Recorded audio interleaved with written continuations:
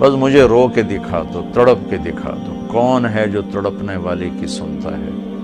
سارے نماز نہیں پڑھتے، سارے روزہ نہیں رکھتے، سارے حلال نہیں کماتے، سارے زکوٰۃ نہیں دیتے، سارے حج نہیں کرتے، سارے سچ نہیں بولتے، پتہ نہیں کتنے ہم قسم کے گناہوں میں پھنسے ہوئے ہیں، مبتلا ہیں۔ تو اگر میرا اللہ یوں کہتا کہ میں تو صرف تقوی والوں کی سنوں گا، اَمَّن یُجِیبُ الْمُتَّقِین، ساڑھی تو پھر چھٹی ہو گئی آئی۔ تو میرے اللہ نے کیا کیا؟ کہا بھائی مجھے پتا تم سارے نیک نہیں ہو سکتے، نہ مرد نہ عورتیں، تو تم ایسا کرو میرے سامنے جیسے بچہ ماں کے سامنے آ کے روتا ہے تو اپنی ضد پوری کروا لیتا، اور ماں پہلے نہ بھی کرتی ہے لیکن وہ مسلسل لگا رہتا ہے، روتا رہتا ہے، تو پھر ماں کہتی ہے اچھا میرا سر نہ کھا اے لے۔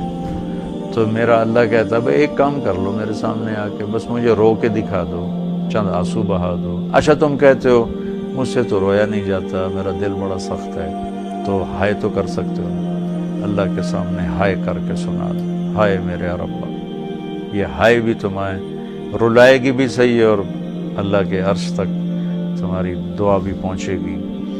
دعا الفاظ کا نام نہیں، کتاب کھول کے پڑھ رہے ہیں اس کا نام دعا نہیں، مناجات مقبول پڑھ رہے ہیں یا حزب العظم پڑھ رہے ہیں، یہ پڑھنے کا اجر مل رہا ہے۔ مناجات مقبول پڑھی، اجر ملا، الحزب العظم پڑھی، اجر ملا، اور کئی دعاؤں کی کتابیں ہیں بہت سی، حسن حسین ہے اور بہت سی ہیں۔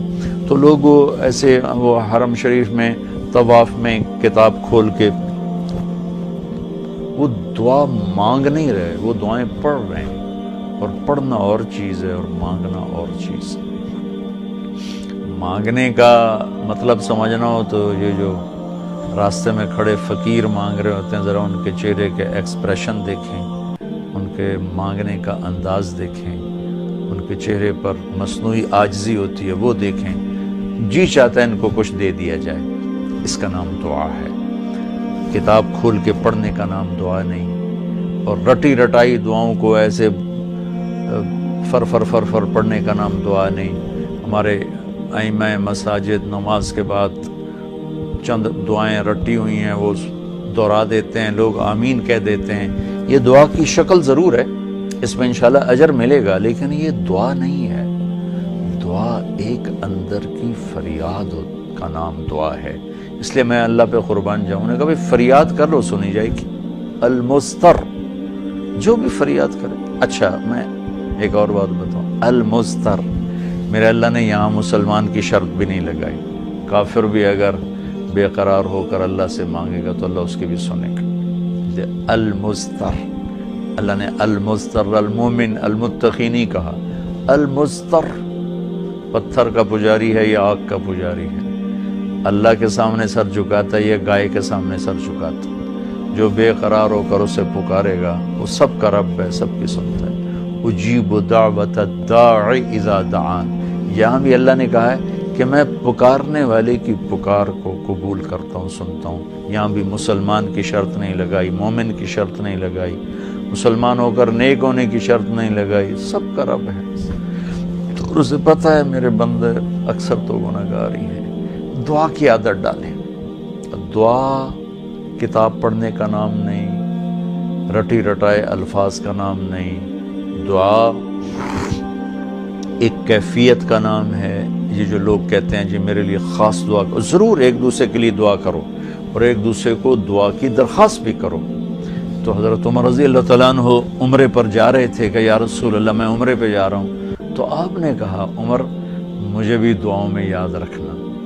تو ایک دوسرے کو دعا کی درخواست کرنا یہ مسنون ہے، لیکن وہ جو کہتے ہیں نا میرے لیے خاص دعا کریں، خاص دعا وہ ہوتی ہے جو آپ اپنے لیے تڑپ کے کرتے ہیں۔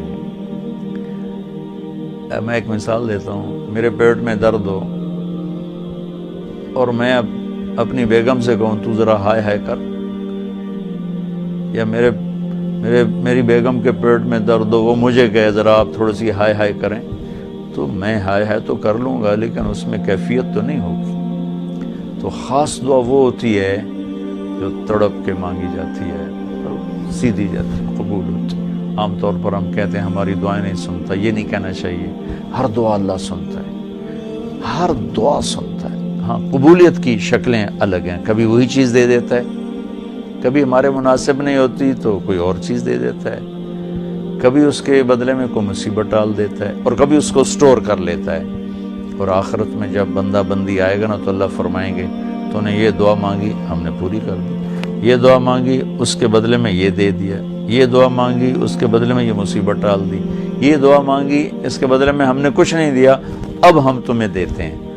جب وہ دیکھے گا اس دعا کے بدلے میں اللہ کے انعام تو کہے گا ہائے کاش میری دنیا میں کوئی دعا قبول نہ ہوتی، سب کچھ مجھے یہی ملتا۔ لیکن بہرحال ہم نے یہاں بھی اللہ سے لینا ہے، وہاں بھی لینا ہے، تو اس میں یہ مہینہ دعا کا مہینہ ہے، تھوڑا وقت افطاری میں نکالیں، تھوڑا وقت سحری میں نکالیں، نمازوں کے بعد تھوڑا سا دعا کو لمبا کریں۔ جو فرض نماز کے بعد ہمارے ائمہ دعا مانگتے ہیں وہ تو چند سیکنڈ کی ہوتی ہے، اس کے بعد آپ خود ہاتھ اٹھا کے اللہ سے بات کریں۔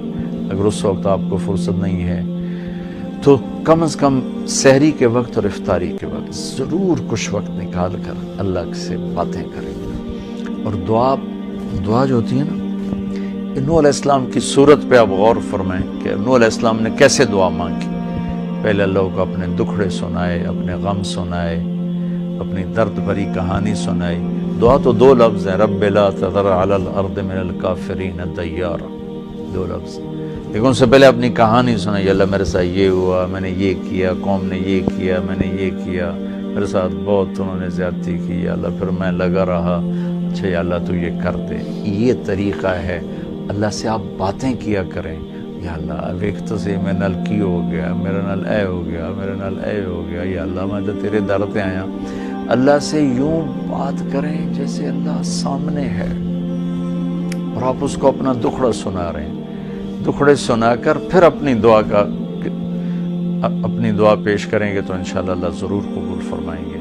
تو اس مہینے کو دعاؤں سے قرآن کی تلاوت سے خوب